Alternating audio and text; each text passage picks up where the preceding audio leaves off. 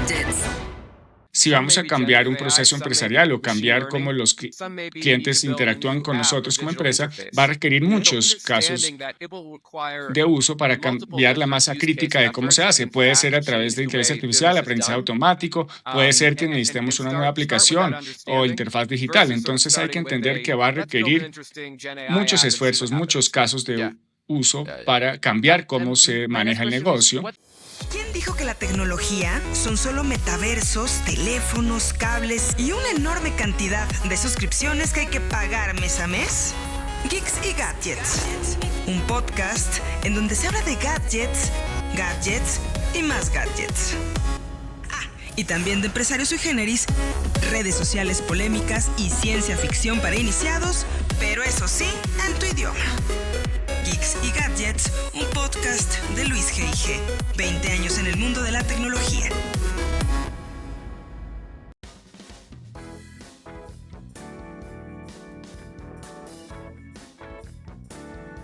Hola, ¿qué tal? ¿Cómo están? Yo soy Luis G.I.G. Les doy la más cordial bienvenida a este podcast. Y como ustedes escucharon, no estoy solo. En este momento me encuentro no con una, sino con dos personas. Me encuentro con Rob Levin. Él es el Senior Partner en McKinsey. Y también Philip Hovitz, espero haberlo dicho bien, también de McKinsey. Que bueno, ellos van a estar conmigo en un momento más y pues me estarán compartiendo su visión con respecto a todo lo que pues ustedes saben que a mí me encanta hablar acá, que es ahora el tema de inteligencia artificial. Pero creo que también será muy interesante entender cómo está avanzando todo esto a nivel global, sobre todo en el campo de la adopción. Justo el día de ayer me encontraba en Valle Guadalupe con la gente de Alestra. Estuvimos platicando con ellos, dando una conferencia sobre el papel que están enfrentando las compañías en esta nueva transformación digital.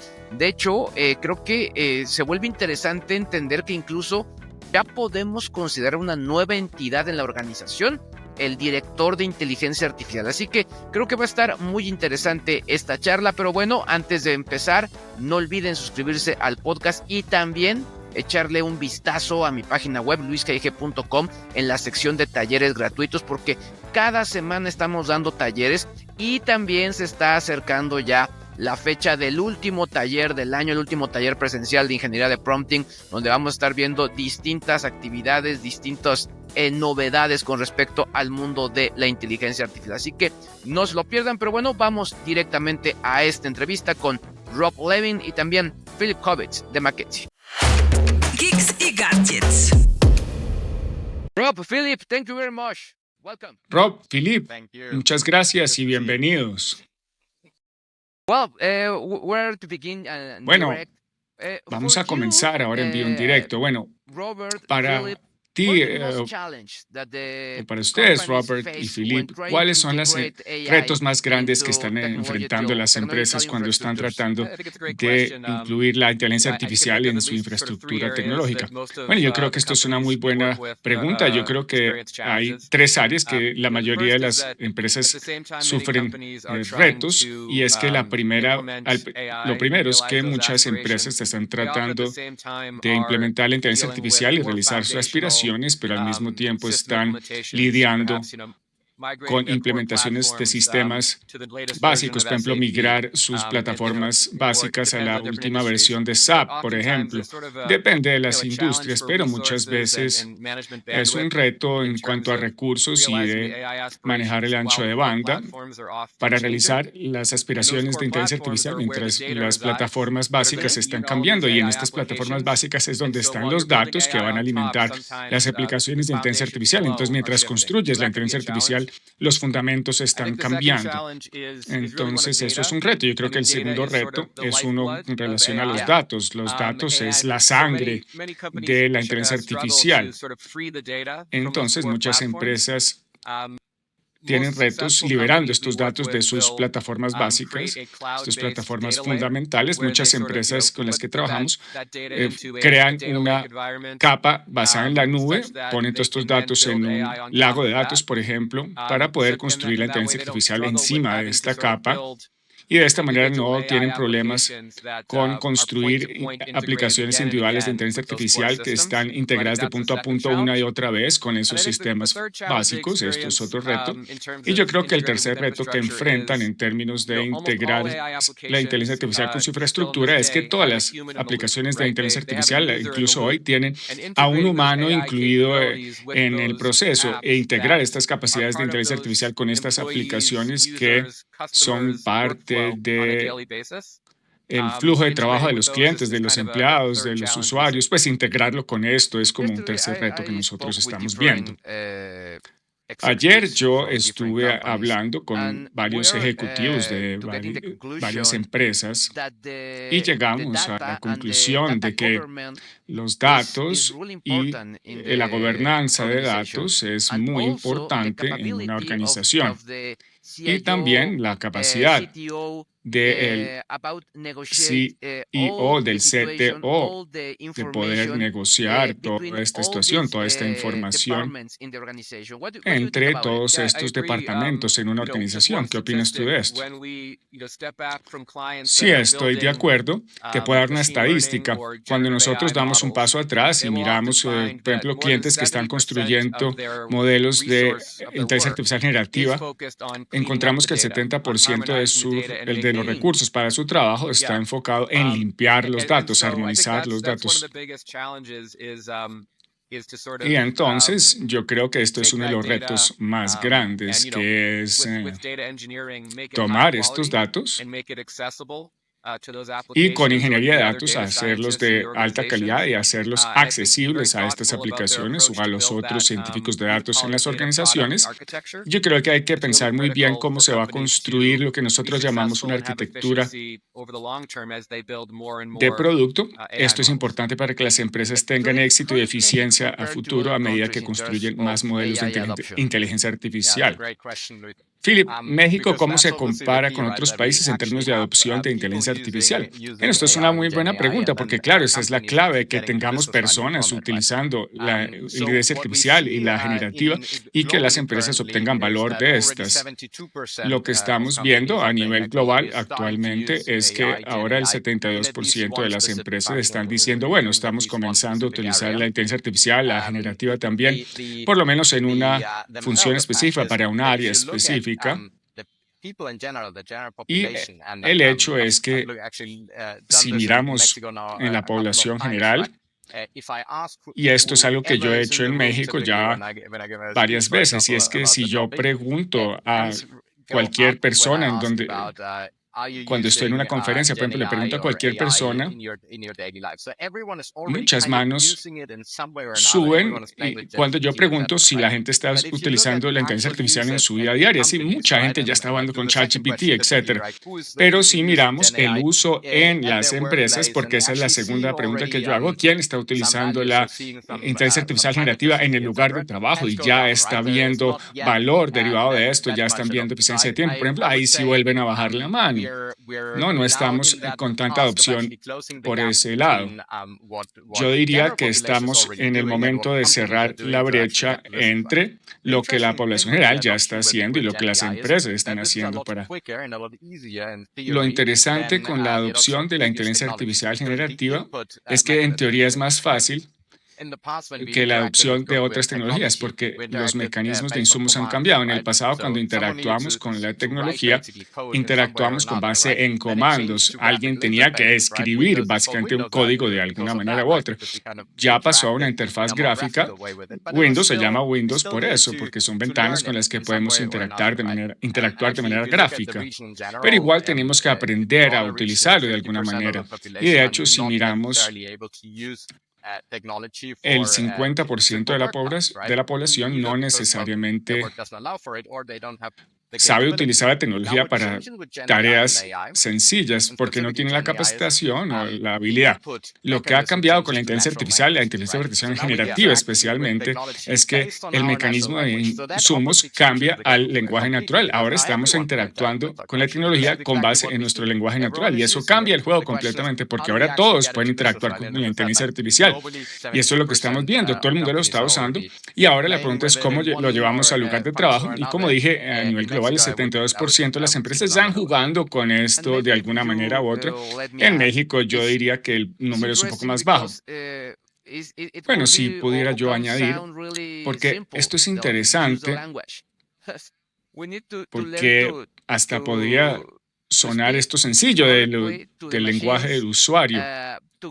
Tenemos que aprender a hablar correctamente con las máquinas para que éstas nos produzcan la información correcta. Y esto es un buen reto, yo creo. La gente tiene que aprender a hablar correctamente para hacer y escribir los prompts para las máquinas. Sí, es correcto. En la introducción dijiste que tienes una clase para ingeniería de prompts, porque eso sí, esto tiene que ver con la ingeniería de prompts y saber cómo interactuar con la tecnología. Y esta es una tarea para la recapacitación de la fuerza de trabajo. Esto no es algo que le llega automáticamente, naturalmente, a las personas. Sí es más fácil, como dije, y por eso vemos que la opción es mayor, pero llegar a un uso de agregar valor, pues para esto se necesita cierta capacitación y esto es algo pues que es una tarea para todos, ¿no? En nuestro día a día, para mantenernos relevantes, nos tenemos que involucrar con la inteligencia artificial. En otras conferencias y en otras entrevistas, nosotros estamos aprendiendo que los datos son importantes, pero la seguridad de los datos es aún más importante.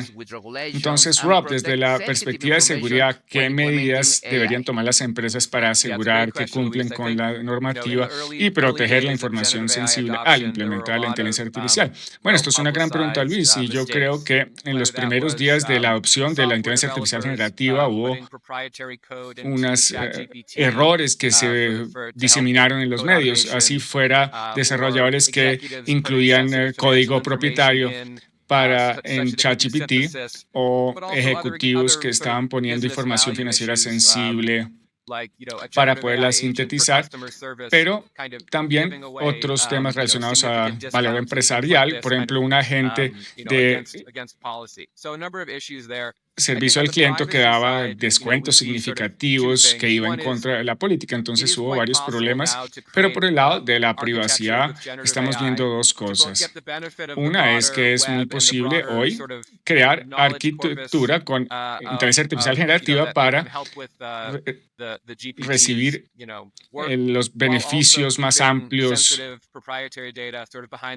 del conocimiento que hay en la web para nutrir la inteligencia artificial mientras que guardas los datos sensibles detrás de un firewall. Hay maneras de proteger los datos privados, pero esto también tiene que ver con cualquier esfuerzo de seguridad que tiene que ver con la capacitación. Es asegurarse de que todos los empleados en una organización entiendan las reglas de cómo utilizar estas herramientas y qué pueden incluir y no incluir en el modelo de lenguaje, el LLM.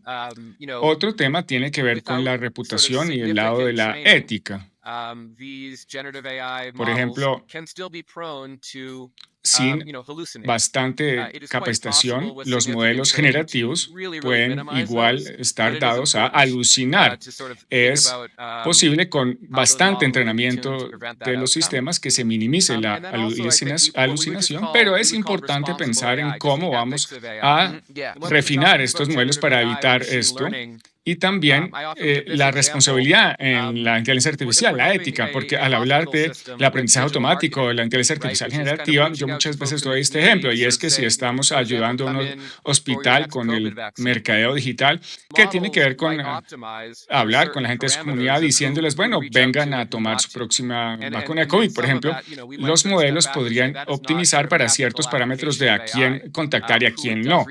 Y podríamos dar un paso atrás y decir, bueno, esto no es una aplicación ética de la inteligencia artificial, a quién se comuniquen, con quién no se comunica. Entonces es importante para las organizaciones que se sienten con el Departamento de Riesgo Legal y de Tecnología y encontrar dónde van a ser los límites, dónde están las salvaguardas para entrenar estos modelos para que sean responsables. Philip Hovix también de la parte digital para I remind you that right now I'm with Rob Levin, Senior Partner at McKinsey, and also Philip Hovix from the Digital Practice in McKinsey. It's really interesting all that you are telling me, but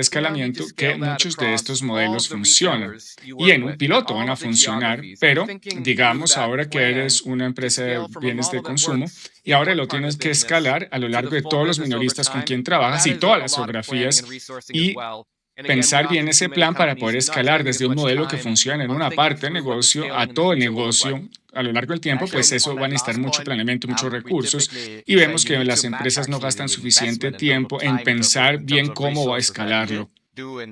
Y sí, sobre este punto, nosotros típicamente decimos que tienes que equiparar la inversión en términos de tiempo y recursos que hiciste por el lado de la tecnología, tienes que equipararla con la misma inversión, casi por el lado de la adopción. Entonces, si olvidas ese lado, y esto por lo general no está en los presupuestos, típicamente no se planea desde el principio, se nos olvida a veces, pero si haces eso, no vas a llegar a derivar valor porque nadie lo va a usar.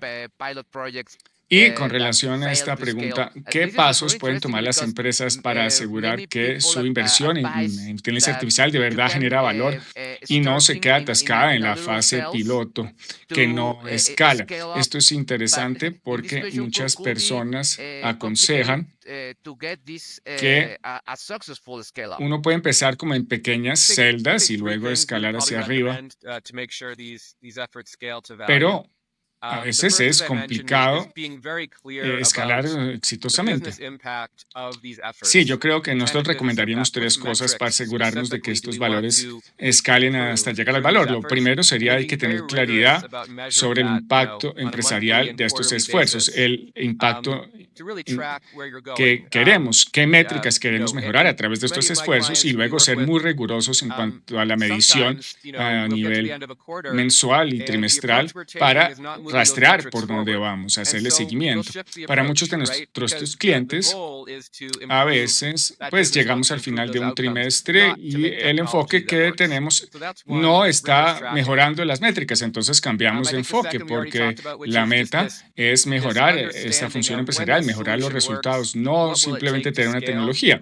Entonces, esto del seguimiento riguroso es importante. Lo segundo, ya lo discutimos, que es entender bien si esta solución funciona, qué se requerirá para escalarla a lo largo del negocio, todas las geografías y todos los recursos y la planeación necesaria. Lo tercero es esta noción, pues que nos gusta decir que un caso de uso no es en la unidad de cambio. Si vamos a cambiar un proceso empresarial o cambiar cómo los clientes interactúan con nosotros como empresa, va a requerir muchos casos de uso para cambiar la masa crítica de cómo se hace. Puede ser a través de inteligencia artificial, aprendizaje automático, puede ser que necesitemos una nueva aplicación o interfaz digital. Entonces hay que entender que va a requerir muchos esfuerzos, muchos casos de uso para cambiar cómo se maneja el negocio. Y hay que empezar con esta comprensión, en vez de empezar con la idea de que, bueno, hagamos una aplicación de inteligencia artificial generativa, a ver qué pasa. Bueno, mi próxima pregunta es, ¿qué tendencias en inteligencia artificial prevén para los próximos años y cómo van a impactar a los negocios? Gran pregunta. Yo pienso que hay tres áreas. Bueno, no tengo una bola de cristal, ¿no? Pero primero, yo creo que una de las áreas más emocionantes de la inteligencia artificial generativa es la automatización del código. Ahora tenemos el lenguaje natural para interactuar. Entonces podemos tener código que escribe código que escribe código. Y eso puede ser un superpoder a la hora de pensar que así es que se desarrolla todo el software que tenemos. Ahora estamos en las primeras etapas en cuanto a la habilidad de estas herramientas para escribir código de alta calidad cada vez, pero vamos a ver muchas mejoras en esta área en los próximos un año o dos y vamos a poder llegar al punto en que estas herramientas van a escribir mejor código que un programador promedio, no que los mejores programadores, pero que un programador promedio. Otra área en donde vamos a ver mucho progreso, creo yo, es en lo que yo llamo en la orquestación de todo este tema, porque estos modelos siguen siendo punto a punto. Yo les puedo dar información y ellos me pueden devolver una síntesis, por ejemplo, o les puedo dar un prompt y ellos pueden crear un copy para mercadeo o conceptos de producto, pero esto es punto a punto. Como hemos discutido, cualquier negocio, porque el proceso empresarial es complejo, tiene varios usuarios, múltiples actividades, y ahora estamos en el momento en donde hay una capa de orquestación, en donde se juntan los casos de uso y se hace un proceso de extremo a extremo. Entonces ahí vamos a ver mucho progreso.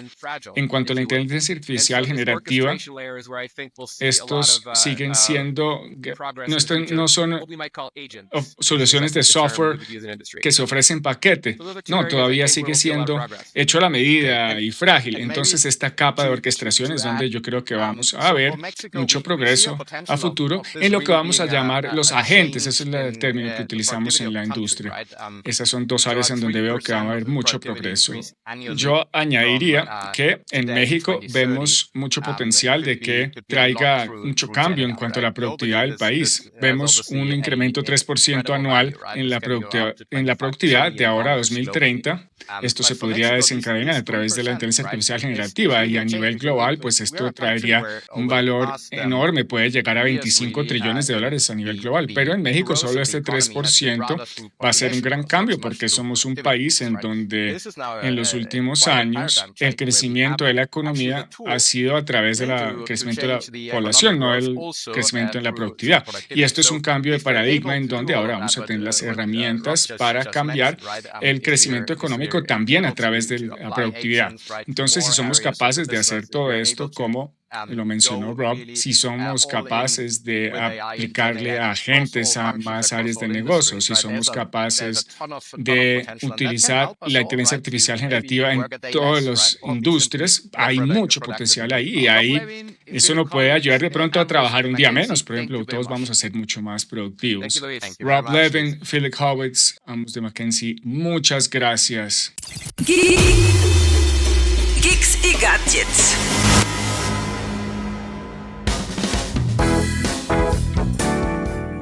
Y bueno, con esto llegamos al final de esta charla. Muchas gracias a ambos por acompañarnos y sobre todo por compartir esta visión. Y también a todos ustedes, gracias por vernos y escucharnos. No olviden suscribirse en YouTube, Spotify, Apple Podcast o cualquiera de las plataformas donde puedan verme o escuchar. Les recuerdo, yo soy Luis G.I.G. y aquí, como siempre, continuamos. Bye bye. Lástima, pero este episodio terminó. Pero mañana estaremos de vuelta con más gadgets y más tendencias digitales. Geeks y Gadgets, un podcast de Luis G.I.G. 20 años en el mundo de la tecnología.